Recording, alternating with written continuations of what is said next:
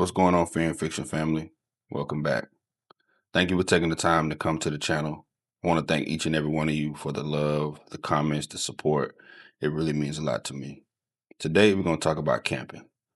I myself and people who look like me, no disrespect, probably don't know a lot about camping. I've been getting a lot of stories about camping, so I compiled a group of stories. I hope you like them. Let's get into it.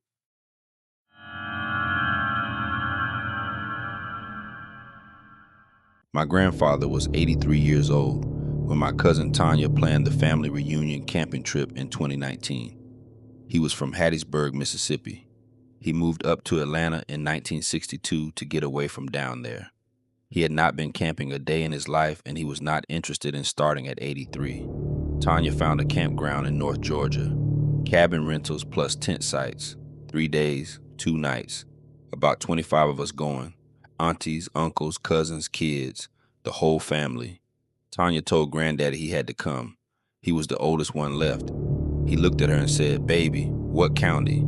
She said, "Forsyth." He went quiet for a long minute. Then he said, "No, ma'am, not Forsyth." Tanya didn't know what Forsyth County was. Most of the cousins didn't either. We're city kids, Atlanta kids. My grandfather sat us down at his kitchen table that Sunday after dinner. The good plates were still on the table.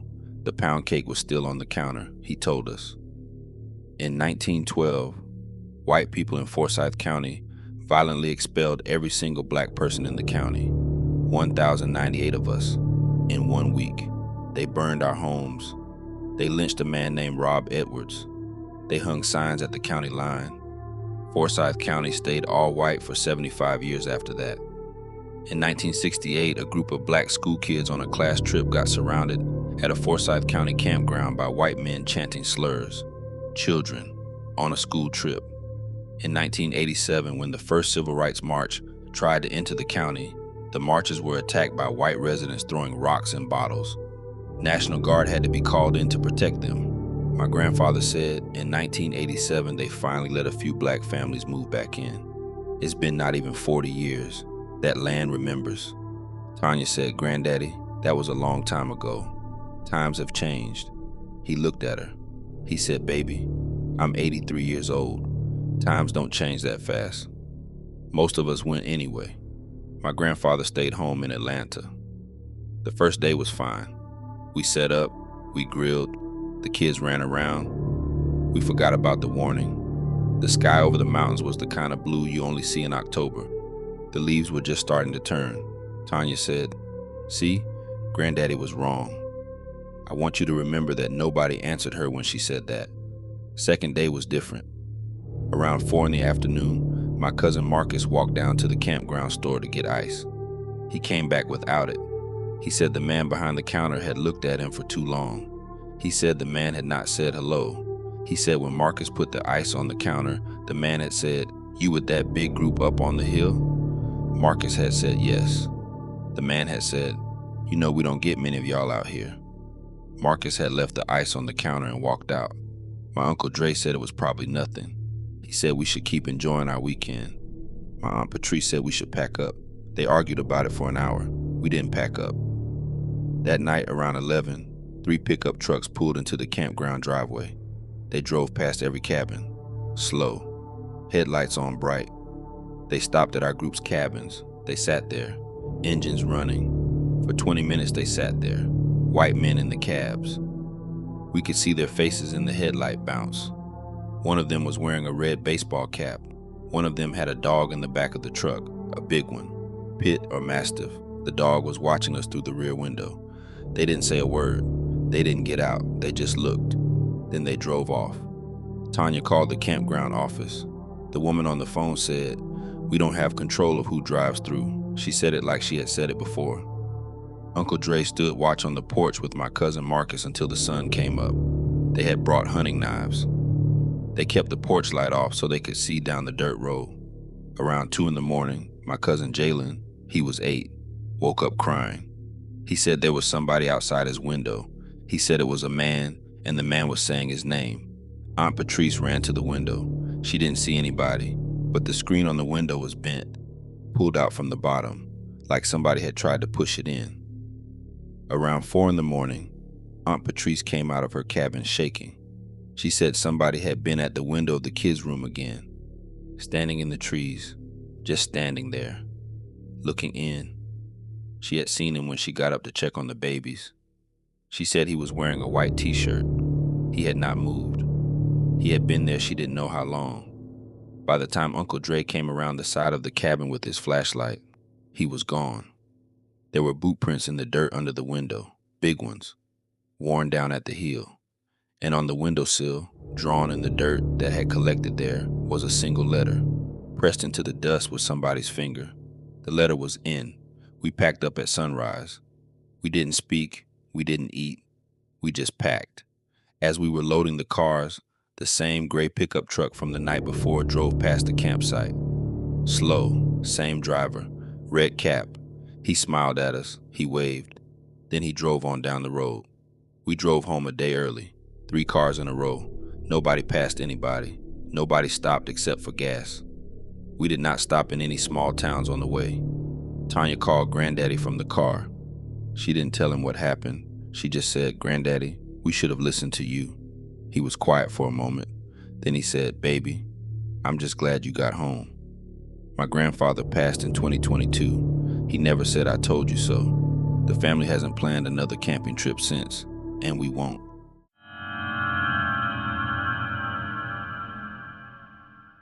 My boyfriend Jamal and I started hiking together during the pandemic. Both of us are black. Both of us grew up in Richmond, Virginia. Neither of us had ever hiked a day in our lives before 2020. By 2022, we had gotten serious about it. We bought boots. We bought packs. We started doing day sections of the Appalachian Trail. Most black folks don't hike the AT. According to a 10-year survey, only 23% of national park visitors are people of color. On a long trail like the AT, the number is way lower. Some thru hikers say they go weeks without seeing another black hiker. Jamal and I knew that going in. We hiked anyway. In October of 2023, we drove out to do a day hike on a section of the trail in the Blue Ridge Mountains in central Virginia. We started at the trailhead at 7 in the morning. The plan was to hike about 8 miles in, eat lunch at the overlook, hike 8 miles back. Easy 16-mile day. The leaves had just started turning. The trail was empty. We passed 2 white couples in the first hour. Both of them stared at us a little too long. One of the men said something to his wife I couldn't make out. We kept walking. Around mile 5, Jamal had to step off the trail to relieve himself. I told him I'd walk slow up ahead. He'd catch up. I walked about a quarter mile. The trail bent around a ridge. I didn't see Jamal behind me. I waited at the bend for 10 minutes. He didn't come. I called his name. The wood swallowed it. No answer. I started walking back the way I came. The trail looked different walking the other direction. Trees I hadn't noticed. A side path I hadn't noticed. I walked 10 minutes back. I didn't pass him. I walked 10 more. I didn't see him. I had walked further back than where I had left him. I called his name again. Nothing. I tried to find the spot where Jamal had stepped off the trail. I couldn't find it. The boulder I remembered was gone. The trail markers looked different. I had been on the AT enough times to know the white blazes. I looked up at the tree to my left for one. There was a blaze. It was painted on the tree, but the blaze was not white. It was red, dark red, old, like rust. I looked down the side path I had noticed when I was walking back. It cut off the main trail at an angle. I shouldn't have gone down it, I know that. But I thought maybe Jamal had gotten turned around and gone down it looking for me. I walked it for about 5 minutes. The trail opened up into a small clearing, and in the middle of the clearing, there was a cabin. Small, wood frame, maybe 12 by 12. No windows on the front, a single door. The wood was dark, old, hundreds of years old, the way wood gets when it hasn't been treated for centuries. And on the porch, there were chains, heavy chains, iron, bolted into the porch boards, 8 of them, 4 on each side of the door. Each chain ended in an iron cuff. I'm a black woman from Virginia. My great-grandfather's mother was born enslaved. I know what those chains were. I turned around. I walked back to the main trail. I walked back to the trailhead. I did not run. Running would have made it worse. Jamal was at the trailhead when I got back. He'd been there for an hour. He had walked back the trail looking for me. He had passed me. He had called my name. He had heard nothing back. I asked him if he had seen a side trail. He said no. I asked him if he had seen a cabin. He said, "Baby, there's no cabin out here." We're 7 miles from the nearest paved road. We drove home. I looked up that section of the AT for 2 weeks. I found no record of any cabin in that area.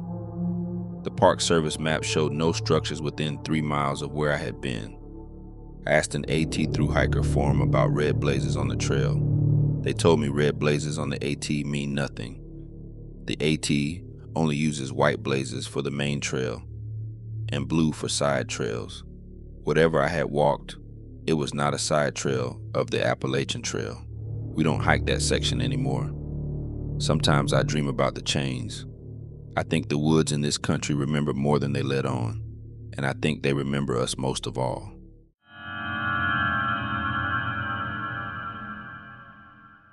My cousin Yvette won't say his name. She won't say what he looked like. She won't say what he did. She won't even say she saw him. She just calls him the man. I've been trying to get the story out of her since 2018. She finally told me last spring. After 7 years, this is what she said. In June of 2018, Yvette and 3 of her girlfriends drove down to Lake Marion in South Carolina for a girls' weekend. Lake Marion is the biggest lake in South Carolina. Sits up between Columbia and Charleston. There's a couple of campgrounds on the lake that black families use. Yvette had been going since she was a kid. Her granny had a spot up near Santee that the family rented every summer. This trip wasn't a family trip. This was 4 26-year-old black women in a cabin for the weekend. Cooler full of seltzer, speaker, a bag of weed. They got there Friday night. They unpacked. They sat on the cabin porch listening to music until about 2 in the morning. Around 2 a.m., Yvette went inside to use the bathroom. The bathroom window faced the woods behind the cabin. She turned on the light. She sat down. She looked at the window. And there was a man standing in the trees about 30 feet behind the cabin, just standing there, not moving. He was a white man, older, maybe 60. He was wearing a tan jacket. He had a baseball cap on. He was holding something at his side that Yvette couldn't make out in the dark. He was looking at the bathroom window. He was looking at her. Yvette didn't scream. She didn't move. She just stood up slow and walked out of the bathroom and went out to the porch and told her girls they needed to come inside right now. She locked the door. She locked the windows. She told them what she had seen. Her girls didn't see him from the porch because the cabin blocked the view of the woods behind it. They sat in the front room and they tried to figure out what to do. They were in the woods. The nearest town was 15 miles away. The campground office was closed until 8 in the morning. Yvette's friend Keisha said maybe he was just out walking. People walk at 2 in the morning. Yvette said, "Keisha." He was looking at the window. They sat in the front room the rest of the night. Lights on, doors locked. Around 4 in the morning, Yvette went to the bathroom again. She looked at the window. He was still there. Same spot, same stance. He had not moved. She watched him for 10 minutes. He didn't blink. He didn't shift his weight. He didn't put down what he was holding. She went back to the front room. She told the girls. Her friend Brittany said, "Let's call 911. They called. The dispatcher said an officer would come do a drive-by. It would be 30 to 45 minutes. Yvette went back to the bathroom while they waited. She wanted to know if he was still there. He was not. She had been gone from the bathroom for 12 minutes. In those 12 minutes, he had walked away. The officer came at 4:45. He walked the perimeter with a flashlight. He showed them the boot prints in the dirt behind the cabin. The officer didn't say much. He just said, "You ladies want me to stay parked out front until you check out?" They said yes. They packed up at sunrise and left. Here's the part Yvette wouldn't tell me for 7 years. The boot prints in the dirt were not from one direction. They didn't lead in from somewhere. They didn't lead out to somewhere. They were all clustered in one spot, 30 feet behind the bathroom window, like he had stood in that one place for a very long time, like that was the only place he ever was. Yvette hasn't been back to Lake Marion since. Her granny passed in 2022. The family doesn't rent the Santee spot anymore, and whenever the family talks about a girl's trip, Yvette just shakes her head and doesn't say anything. Now I know why.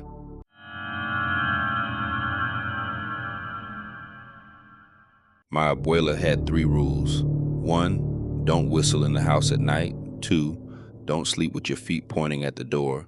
3, don't ever camp near water at night. I'm from San Antonio. My family came up from Coahuila in 1958. My abuela was born in a small town outside Saltillo, and she carried every story her own grandmother had told her across the border with her like it was a piece of furniture she would not leave behind. La Llorona was one of those stories. If you didn't grow up Mexican or Mexican American, let me tell you what La Llorona is. The Weeping Woman. The story goes back hundreds of years, before the conquest.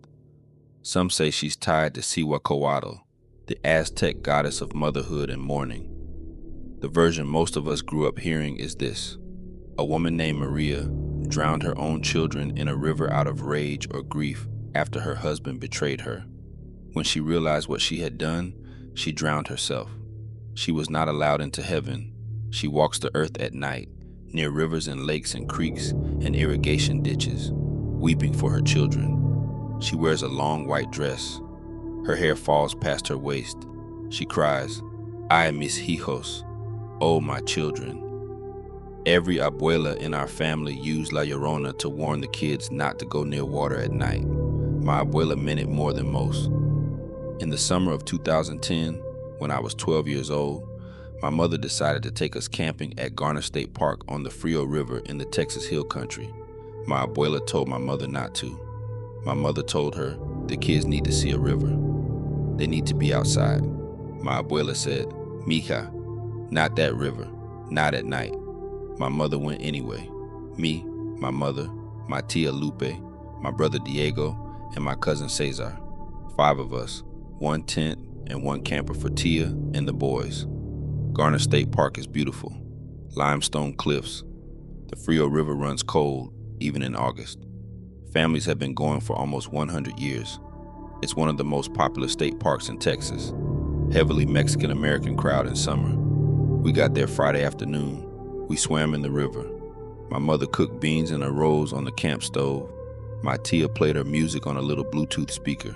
We watched the sun go down over the limestone. After dinner, the boys wanted to go back down to the river to skip rocks. My mother said no, my abuela's voice in her head. But me and Cesar slipped down to the water's edge anyway. We didn't tell anybody. We thought we'd be back in 10 minutes. It was almost dark. The river was loud. The cicadas were loud. Cesar threw a rock, I threw a rock, we laughed.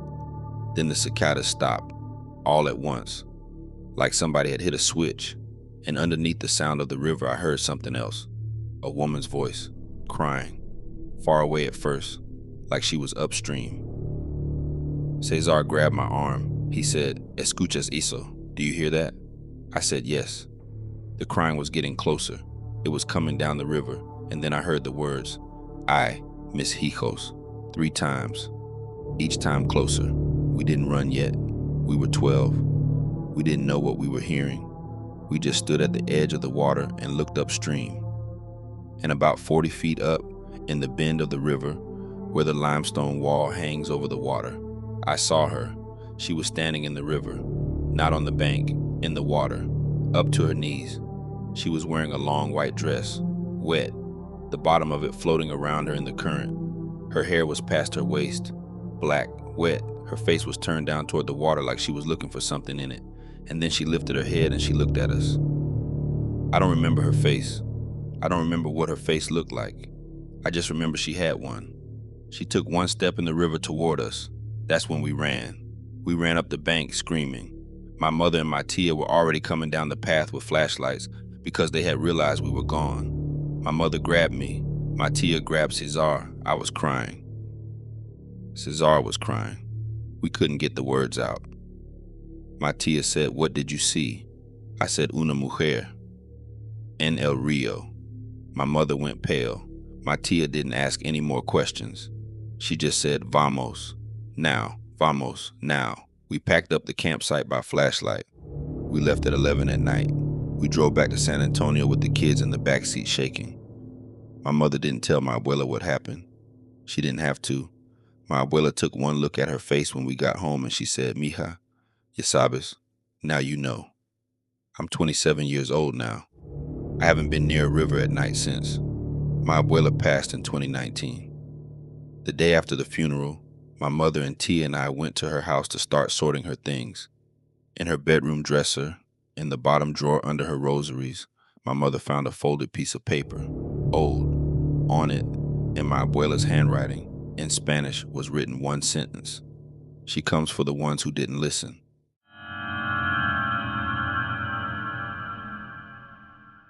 My husband and I have been together 12 years. We're both black. We're both from Atlanta. We don't camp. We have never camped. We were not raised that way. But in October of 2023, we decided we were going to try it. 3 days, 2 nights, backcountry trip in the Great Smoky Mountains. We had just gotten married that May. We told ourselves it was going to be our adventure honeymoon. My husband's name is Trey. He said, "Okay, honey, let's do the woods." That was the worst decision either one of us has ever made. If you don't know the Smokies, the North Carolina side is wild. There are sections of that park you can only get to by boat across Fontana Lake. Once you're on the North Shore, you're in deep. No cell service, no roads, no people for miles. Just trails, ruins of old logging towns the government bought out in the 1930s. Family cemeteries the forest grew back over, and the woods themselves. Our campsite was Campsite 84. It sits at the junction of the Hazel Creek Trail and the Jenkins Ridge Trail, 4.5 miles from the lake. The ranger at the Fontana Marina, an older white man with white hair, looked at us when we picked up our permits. He said, "Ma'am, your first backcountry trip?" I said, "Yes." He looked at me a second longer. Then he said, "You all stay close to your tent at night, especially after midnight. I don't care what you hear out there. You stay in your tent." I asked him what I would hear. He said, "Ma'am, just stay in your tent." The boat dropped us off at 10 in the morning. We hiked the 4.5 miles up Hazel Creek Trail. The trail follows the old logging road that used to lead to Proctor, a town of more than 1,000 people in the 1920s, before the park bought it out. Old cabins, foundations, a schoolhouse. We did not pass a single other hiker the whole way. October is leaf season. The Smokies is the most visited national park in America. We should have passed people. The woods were already empty for us. We got to Campsite 84 around 2 in the afternoon, set up the tent, hung the bear bag, made the fire, watched the sky get dark.